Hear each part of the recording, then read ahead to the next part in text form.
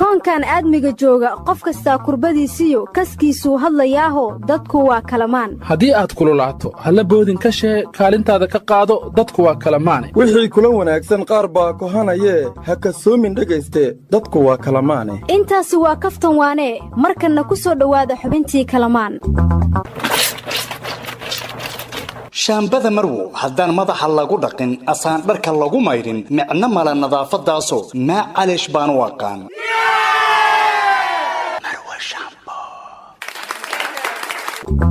si aad uga dhooftid garoonka diyaaradaha aadan cadde horey u mar Soomaali Suudanes Hospital oo iska baar coronavirus horena uga qaado shahaadada muujinaysa inaad ka badqabto COVID-19 ogsoonow shahaadada COVID-19 la'aanteed kama dhoofi kartid dalka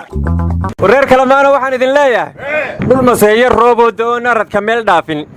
dhan walbaba xareed buuxiyo raw dhawaaqayo hurdin dhalatay rays dharable iyo xamashka dheeraaday oo dhalayga xoolaha irmaandhayda laga maalo dharaaraha barwaaqada rag waa la isku dherirshaaye nin kastaba dhegtii gobonnimuun sharaf ku dhaataaye marka ay abaar kulul dhacdee dhahartay jiilaalku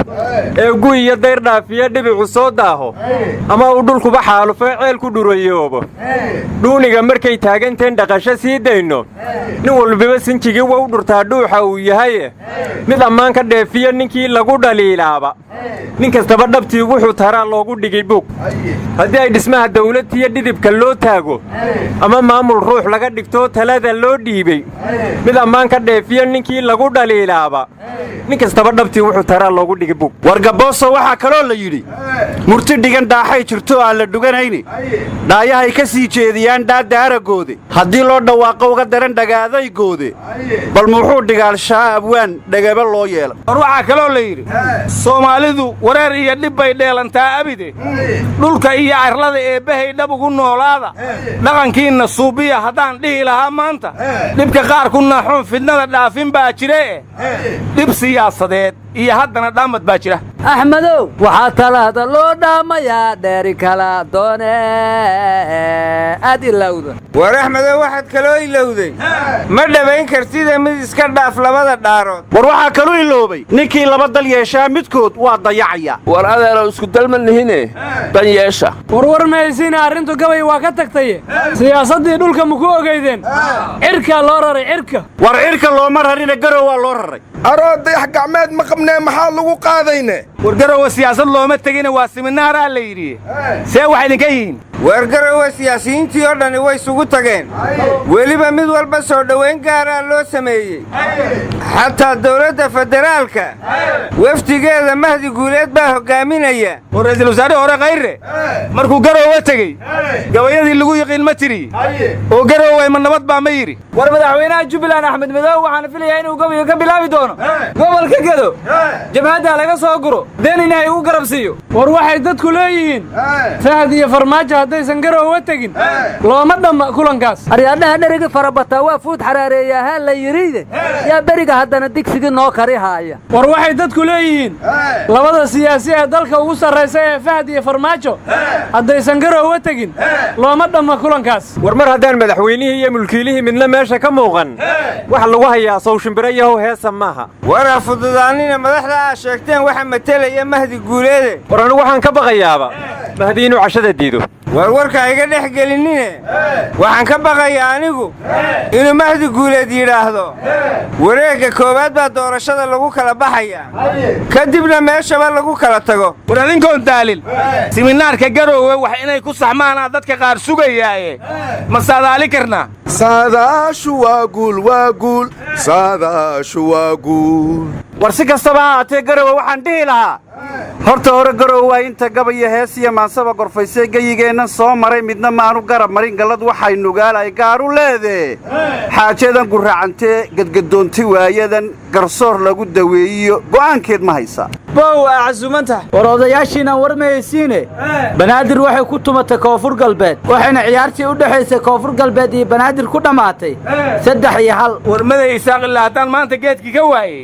koonfur galbeedaa laga badiyo waa nin murugaysan adeer ciyaar ma taqaanide fiinaalku waa galmudug iyo banaadir warwar ma haysaana ciyaartii galmudug iyo puntland dhex martay waxaa la yidhi ciyaartooyga hogaaminayay kooxda galmudug in labada gool ee puntland looga raayay dhaliyey wiil puntlander oo reer boosaasood u ahaa war isboortiskaba isdhexgal bulshaa laga rabay iyo nabadayn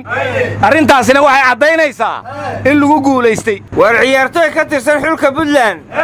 oo markii ciyaartu dhammaatay luuqad siyaasadeed ku hadlay wuxuu yidhi goolkiina laka diidey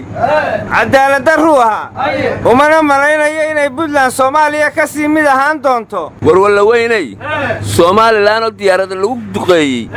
ayaa 30 sano goolisutaaggeedii aqoonsi aa siin laadiin marka puntland oo gool laga diido u cadhootay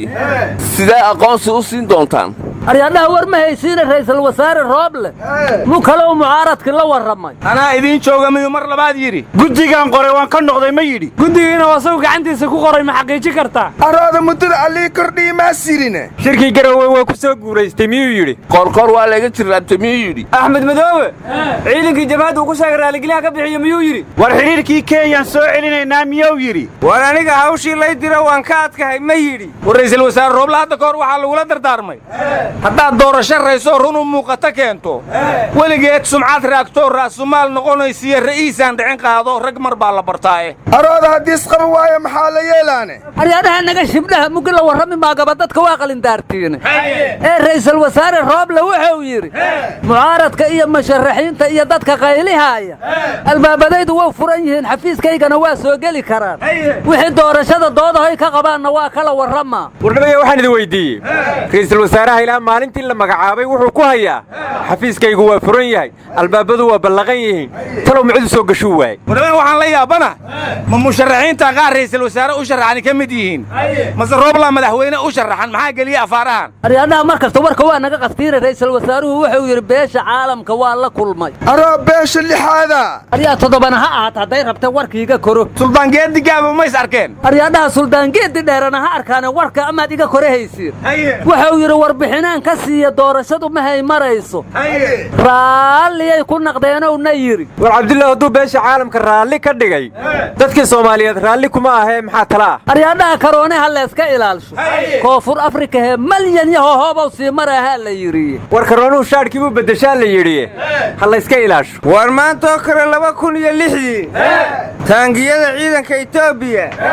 ayaa muqdisho balcad iyo afgooye ka soo galay muddo 2 sano ahna soomaali bay xasuuqayeen ilaa haddana dhibaatada ay geysteen kamay garaabin markaa maantana in big baraadar la dhaho miyaanay soomaalida gef ku ahayn war maxaad isu waalaysaa maantoo kale sanad ka horba waxaan xasuustaa in dad 100 kor u dhaafaya lagu laayay ex control afgooye taliyihii booliska soomaaliyana oo yidhi yaan la sheegin war maxaad wakhti hore ka sheegaysaa maanta aan joogno ayay siti ka socotaa baa la yidhi war ma la sheega taas hadda waaye haddaanba adiga afkaaga yaan laga maqlo hees ku sheegin war ma haysiina gudoomiyaha gobolka banaadir sheekh cumar filish wuxuu yidhi aroofadba cusub baa soo saarayne war musharaxiinta waa xujoobeena ha la soo qaqabto miyuu yidhi war madaxweynaha lama tartami karo amuu yidhi bannaanbax dawladda looga soo hor jeedo lama oggola miyuu yidhi loodii jidadka fadhi jirta waa ka nadiifinna miyuu yidhi war matalaadii aqalka sare gobolka banaadir waa noo diyaar miyuu yidhi war waad nala waalateena gudoomiyuhu wuxuu yidhi saraakiishii ku dagaalantay cabdicasiis iyo kaaraan waxaan ka rabnaa odayaasha beelahoodu inay soo qabtaan hadday soo qaban waayaanna birri markay dawladdu u gacan dhaaftay yaysanna eedin arooda horta waxaa lisweydii muxmee magaalada dhexdeeda militari ku dagaalamaayo wareer maahino war saraakiisha in odayaal loo diro dawladduna gubadlay ciidan geyso sidee laysku waafajiyey war beledweyne waxaa la yidhi bandow iyo bannaanbaxa waayahan ka taagane xal ma loo heli la'ya aryaadhaha anigu waxaan la yaabanaha wasiirka arrimaha gudaha jenaraal mukhtaar wasiirkii amniga maaha sidii waagii horena taliya ku-xigeenka booliska maaha dadka beledweynena waxay leeyihiin xarigga iyo bandowga isagaa ka dambeeya mugasow isu waafajiyey wasiirkii arrimaha gudaha federaalka iyo dib u heshiisiinta aan ahay iyo dadkii aan saan rabuu xirxira sow isu waafajiya arooda madaxweynaha hirshabeelle asoo beledweyne ka soo jeedaa jawhar lagu soo dhaway jiri haddana haddis jawhar ka soo jeedo in beledweyne lagu soo dhaweeyo soo ma ahayn reer beledweyne madaxweynaha ka soo jeeda in jawhar lagu soo dhoweeyo midka jawhar ka soo jeedana nooma imaan karo yidhaahdaan see isu waafajiyeen horta ugaas xasan waa yaabe muxuu ga aamusan yahay arrinta beledweyne ka taagan war ugaas xasan sheekhu abtuu yahay hadduu dhuunta u galay farmaajo waa uu ka xishooday war ugaas kuma xishooday mise waa sheexay war odayaasha dhaqanka keliya maahan waxa aamusa waayahan oo culumma awdiinkiyaaba lagala ayaa runta sheega war anigu waxaan hubaa runtu inay qadhaadhahay dadna wada sheegi karin war wasiirka amniga galmudug axmed macalin fiqi wuxuu yidhi ninkii isku qaraxiyey magaalada gaalkacyo matabaanuu ka soo jeeday wuxuu kaloo culummada ugu baaqay aamusnaanta inay jebiyaan xaqana dadka u sheegaan war guddoomiyaha gobolka mudug ee puntland sanyare see wax ka yihiin culummada siduu ula hadlay ma qabatee war sanyare see wax ka yihiin masaajidka maqaayid mehe waa meel alle lagu caabudee war shiikumal wuxuu yidhi sanyare waa gafeeha toobad keeno aryadhaha samigay cabdullo waayahan wareerka soomaalida haya ku wareera wuxuu yidhi waayeel maa mooga wax jire maxaa la waashay waayahan waayeel maa mooga wax jire maxaa la waashay waayahan haye arooda war ma haysiine 3 askariyoo dhar cad ah maanta lagu dilay degmada xarmarjaja baa la yidhi war haddii dharkoodu cad ayaa adiga kuu sheegay inay askar ahaayeen war ma ilaalada shacabkay ahaayeen mise kuwa ilaalihaayeenay ahaayeen war ma haysiine guddoomiye faysal cali waraabe wuxuu soo booqday abwaan hadraawi oo muddooyinkan xanuunsanaa war cajiibana waa uu ku hadlay wuxuu yidhi madaxweyne muuse biixi waa hilmaan badan yahay laakiin u malayn mayn wasiir maxamed kaahin oo muddo dheer ay abwaanka saaxiib ahaayeen inuu sidaan u ilaawi doono war xaqiiqadu waxay tahay hiil hadraawi waaye inaanay cid kale helay war waxaa kaluu faysal yidhi halgankii hadraawi kaalin weyn buu ku lahaa laakiin abaal ku lahaa somalilan kama helin aryadhaha soomaali meel kastay joogto cid abaalkay mudneed ka heshay ma jirto war soomaalida naftirkeedu abaalkay mudnayd ma helin waa yahay yaa abaaldhacayo abaalladan lagu lahaa war abaalka soomaalidu isku eeddo malaha dad intaa lagu leeyahay abaal intii gashaaba in loo gudaa garweeye waranna waxaan maqli jiray cabdullow ruuxa gaalaha abaal mar baa loo gudaa abaal daraney haddaad ujeedda xinka u guuxday ayaan maqli jiray war naga tag dadkan abaal iskuma leh abaalna iskuma gudaan war abaal raaga rag iyo geel baa leh war yaa ruuxa rugaga kaaga dhaw ummadda alaaba dhibaysa ummadda abaal ugu yeelatay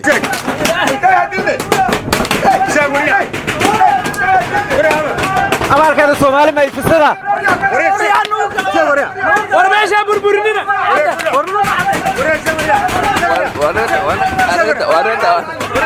war siyaasadda baa run laga sheego waryaada beeraha hala fasho kagabo